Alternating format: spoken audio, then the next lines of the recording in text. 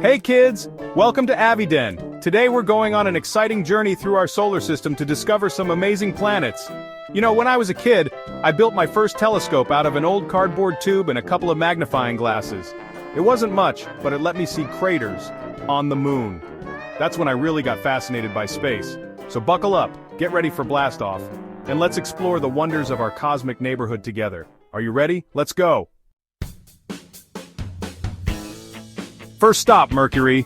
This little speedster is the smallest planet in our solar system and the closest to the sun. You think a summer day on Earth is hot? Well, Mercury doesn't have any real atmosphere to speak of, so temperatures there can reach a scorching 800 degrees Fahrenheit. That's hot enough to melt lead. But don't worry, we'll be observing from a safe distance.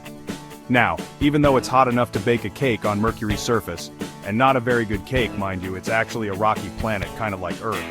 And get this, because it's so close to the sun, a year on Mercury, the time it takes to orbit the sun, is only 88 Earth days long. That means if you were 4 years old on Earth, you'd be 16 years old in Mercury years. Next up, we're visiting Venus, our nearest planetary neighbor. Venus is often called Earth's twin because it's almost the same size. But don't let that fool you. Venus is like that friend who always forgets to check the weather and shows up in a snowsuit in July. You see, Venus has this super thick atmosphere made mostly of carbon dioxide, which traps heat like a greenhouse. We're talking about temperatures even hotter than Mercury. And get this, it rains sulfuric acid on Venus.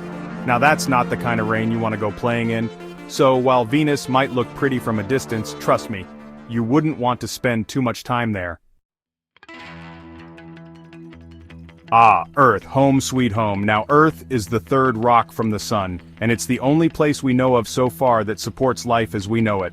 And what makes Earth so special? Well, for starters, we have water, and lots of it. 70% of our planet is covered in oceans, lakes, and rivers. That's why astronauts call Earth the blue marble when they see it from space. Plus, we've got a nice, cozy atmosphere that protects us from harmful radiation and helps regulate our temperature. And let's not forget about our amazing diversity of life. From the tiniest insects to the largest whales, Earth is teeming with incredible plants and animals. So let's all do our part to protect our precious planet because there's no place like home. Chapter 4. Mars, the Red Planet Beckons. Next stop, Mars. Now, Mars is a planet that gets a lot of attention, and for good reason. It's called the Red Planet because, well, it's covered in iron oxide. You know, rust. It looks like a giant, dusty desert, and it's home to the largest volcano in our solar system, Olympus Mons. This thing is 3 times taller than Mount Everest. Now, Mars is pretty chilly compared to Earth, but scientists think it might have once been warmer and wetter, maybe even with oceans like ours. And who knows, maybe someday, humans will set foot on Mars and explore its mysteries firsthand. Wouldn't that be something?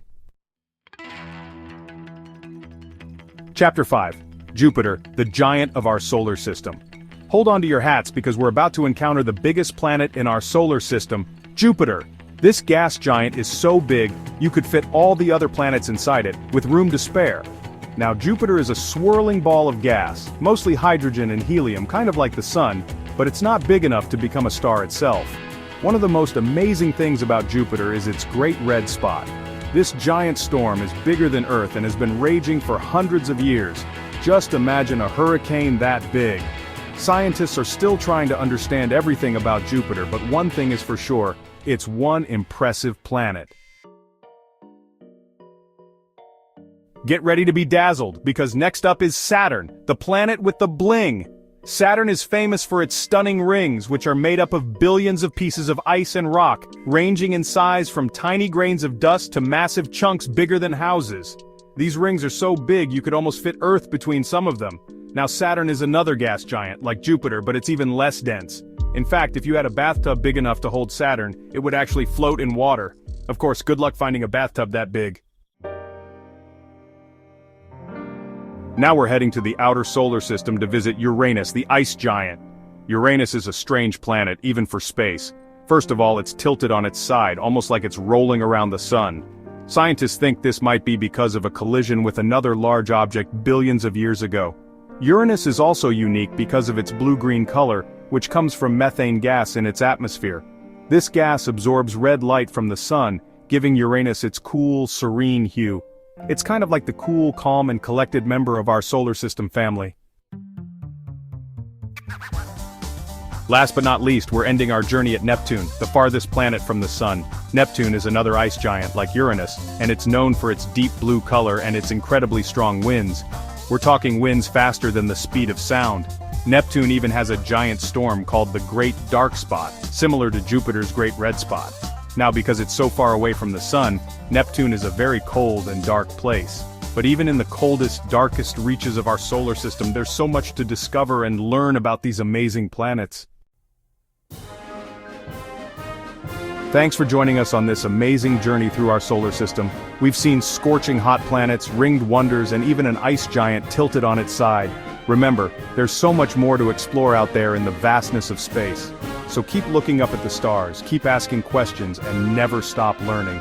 Don't forget to like, subscribe, and hit the bell icon for more fun and educational videos from AviDen. See you next time.